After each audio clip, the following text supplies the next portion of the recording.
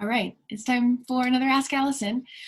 I'm a therapist at a small group practice in a hard-hit state. Our owner initially told us we had to do telehealth. Then she said it was up to each individual practitioner, but that, quote, as a small business owner, if you all lose clients and don't have anyone on your schedule, that means we're not making money and you'll be sent home and required to use your paid time off. I don't feel safe seeing patients in the office. However, I can't afford to not have a job. I'd like to thank TherapyNotes for sponsoring us today. It sounds like your group practice owner is coming from a lot of fear. I think I'm trying to give a lot of grace to people coming from a lot of fear because I've been in a lot of fear off and on too.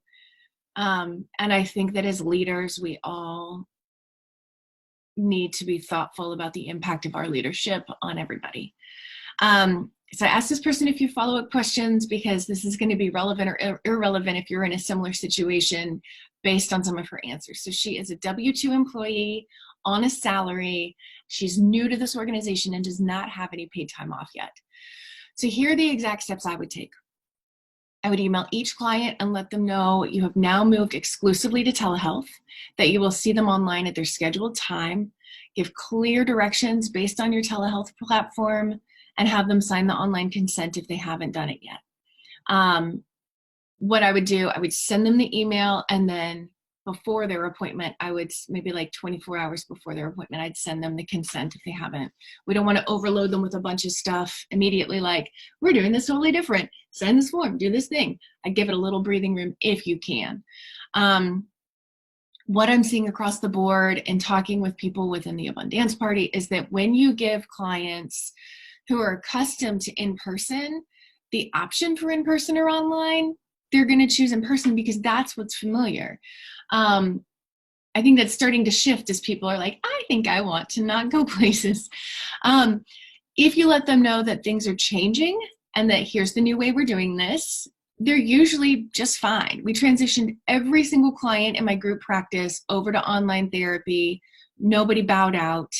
I'm going to provide the exact email we used for you to copy. I took out one line about reaching out to find another time because of school closures, because I think the vast majority of the world has been out of school. So those appointments that are scheduled were probably already accommodating the weirdness of school being out. Navigating this with confidence makes a really huge difference. The people who are losing most of their caseload are often the ones saying things like making their online therapy sound like a consolation prize instead of a way of delivering care that has been studied and whose efficacy has been proven.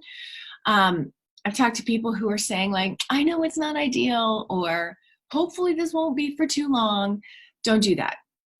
It diminishes their expectation of what therapy will be like, and it makes them second guess whether they want to continue with something that sounds less good.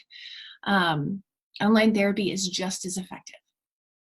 I realized I just got on a soapbox that wasn't for this asker necessarily, but it needed to be said. So I will post in the caption the exact wording I used, like literally cut and pasted from the email I sent. Y'all are welcome to it. We'll post this on the COVID page, and the script is already on our COVID page also. That's at abundancepracticebuilding.com/COVID. It's just a bunch of free information and resources and questions answered and podcasts on how to do different modalities. I don't need your email address. I don't need your money. This is all just to help you guys get used to this new normal. All right, if you guys have questions you want me to answer, please send me a DM on Instagram. It's abundance_practice_building is my handle over there. All right, thanks.